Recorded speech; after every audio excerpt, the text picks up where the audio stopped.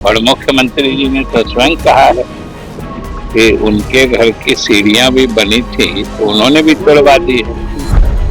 जो लोग भी सरकारी जमीन दखल किए हैं उनको स्वेच्छा से छोड़ देना चाहिए। ये तो सरकार की नीति ही है कि अगर किसी का घर उजड़ रहा तो पहले अगर कोई दूसरा घर नहीं है तो उसकी वैकल्पिक व्यवस्था कर दी जाए।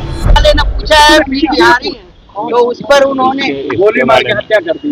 इसके बारे में अच्छा सर, पश्चिम बंगाल में सर चुनाव प्रचार थम गया। कल तेजस्वी यादव ममता बनर्जी जी के साथ प्रचार करते दिखे हैं सर, क्या कहेंगे? इसमें क्या मैंने कोई अप्रत्याशित बात तो कुछ है नहीं, वो उनके साथ हैं तो उनके लिए घूम रहे हैं। ये अलग बात है कि दोनों के साथ घूमने का भी कोई असर पड़ने वाला नहीं, क्योंकि वहाँ के लोग, पश्चिम बंगाल की जनता इनके राजकाज से उब चुकी है। उन लोगों में सरकार को बदलने की भावना ये अंदर तक चली गई है, इसलिए अभी साथ घूम रहे हैं तो अपनी प्रासंगिकता बना रहे हैं, उसमें जनता पर वहाँ कोई मुख्यमंत्री कह रहे हैं बिहार में कि जिन्होंने सरकारी जमीन को अतिक्रमण किया है उनको बुलडोजर चलेगा, उन पर एक्शन होगा। तो सरकारी ये तो स्वागत योग्य बात है। जो आदमी सरकारी जमीन अतिक्रमण किए हुए उनको छोड़ देना चाहिए। और मुख्यमंत्री जी ने तो स्वयं कहा है कि उनके घर की सीढ़ियां भी बनी थी तो उन्होंने भी तोड़वा दी है।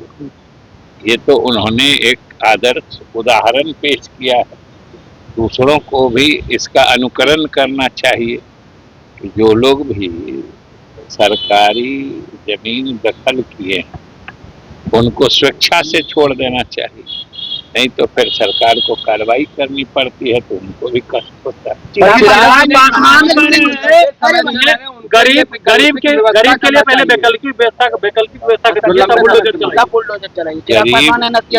ये तो सरकार की नीति ही है कि अगर किसी का घर उजड़ रहा तो पहले अगर कोई दूसरा घर नहीं है तो उसकी वैकल्पिक व्यवस्था कर दी जाए।